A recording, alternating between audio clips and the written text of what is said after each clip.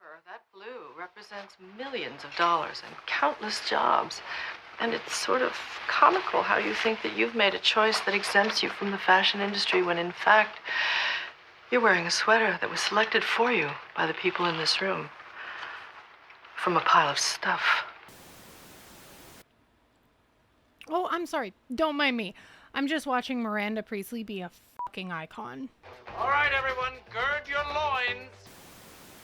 Hello, and welcome to my new channel, The Bimbo Feminist, where we examine feminist film and television, but in bimbo language. Because I am nothing if not hot and dumb. Like, subscribe. Tell me the reasons why you think Andy's boyfriend Nate is the fucking worst. I have a job interview today. Oh, yeah? That's what you're wearing? Okay, so we all know this Miranda Priestley monologue is peak cinema. Well, all right, maybe not all. The Devil Wears Prada is, in fact, a chick flick. And if you've ever been in a film and television class with a film bro, you would know that chick flicks are mindless, talentless, soul-draining succubi that trick their girlfriends into becoming lesbians. Let's go! Let's go, lesbians, let's go! Well, I argue that chick flicks are some of the most underrated films in all of cinema, and this one scene in Devil Wears Prada is a perfect example. So let's just dive right in, pull up a drink, and examine why this is one of the best scenes and monologues in all of cinema.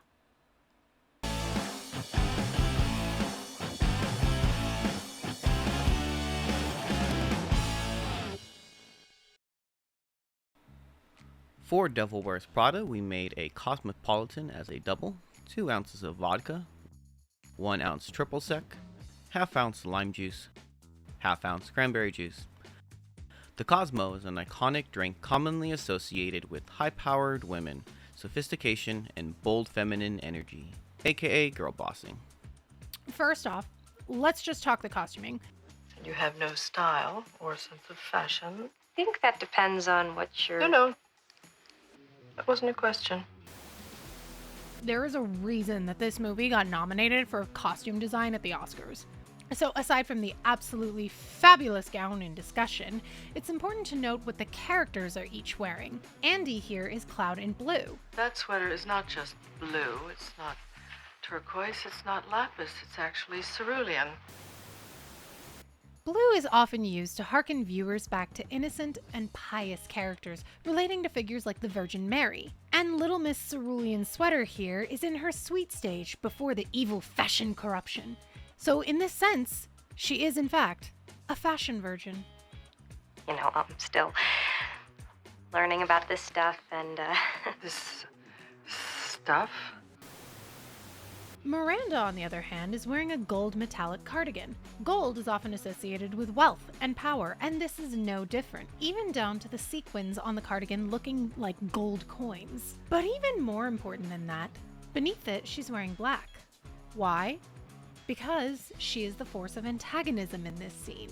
The costume design of this film is one of many reasons why I say in film and television, the curtains are never just blue. Costume design is one of the most important story elements that you can use to tell the arcs of the characters without even having to say a word of dialogue pointing it out. Another example, aside from the cerulean sweater, early on in the film, Andy is depicted largely wearing things like pastels or gray colors. Anne Hathaway is what is known within skin types as a deep winter. When I say that she's a deep winter, I'm referring to a fashion color analysis of her skin tone, hair, and eye color. By identifying a person's color analysis, you can understand what colors will complement their skin tone versus what will make them look tired or washed out. Andy has a pale skin tone with dark hair and dark eyes, making her a deep winter, which means that the colors that will look best on her are cool but vibrant ones. In the beginning of the film, Andy wears all of those pastels and grays that I mentioned, all of which are colors that someone who is a deep winter should avoid. Whereas, after her fashion transformation, she wears colors that primarily fall under the deep winter palette. Even the cerulean sweater she wears in this scene, while closer to the color palette that would suit her, it's still the wrong shade, again highlighting her fashion virginal status. Another clever aspect of the storytelling is that by contrast, Miranda herself is a soft winter color type, which means that like Andy, she looks best in cool tones, but ones that are a bit more muted. Like me, which fits, because like Miranda Priestley, I am a f***ing icon. Deep winter color types like Andy can still wear colors for soft winter types without looking out of place, especially the color black. And as the film goes on and Andy delves more and more into the world of fashion, she actually starts dressing more and more like Miranda. Oh, don't be ridiculous, Andrea. Everybody wants this. Everybody wants to be us.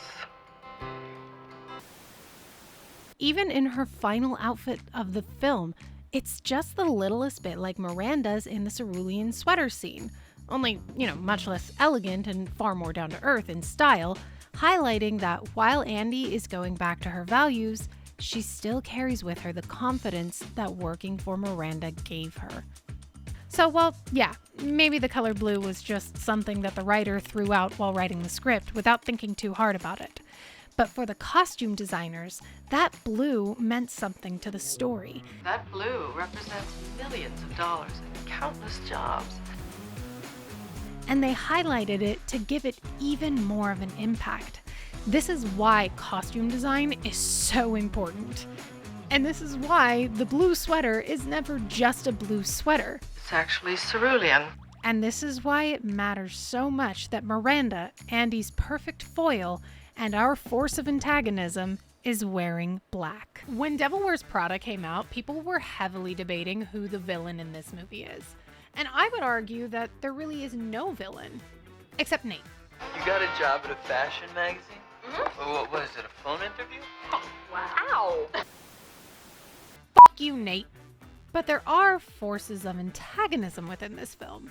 And in this scene specifically, Miranda Priestley is that force of antagonism, but she's not giving a villainous monologue. She's challenging Andy's ideals in reference to the very theme of the movie, identity. You used to say this was just a job. You used to make fun of the runway girls. What happened? Now you've become one of them.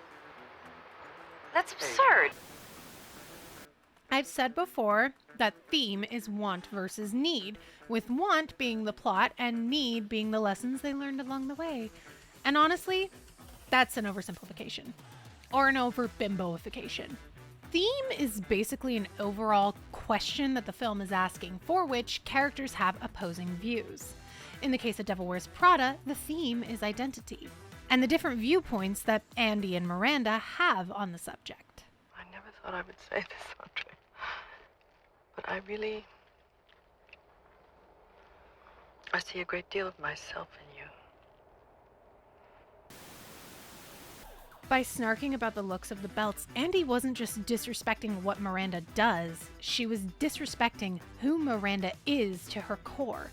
And in return, Miranda points out Andy's hypocrisy about her own identity. I'm not going to be in fashion forever, so I don't really see the point of changing everything about myself just because I have this job. That's really what this multi-billion-dollar industry is all about anyway, isn't it? Inner beauty. Andy identifies herself by what separates her from the feminine world of fashion that she deems as lesser. But as Miranda points out, by actively choosing to separate from fashion, she is still making a fashion choice. Miranda may put people down based on fashion,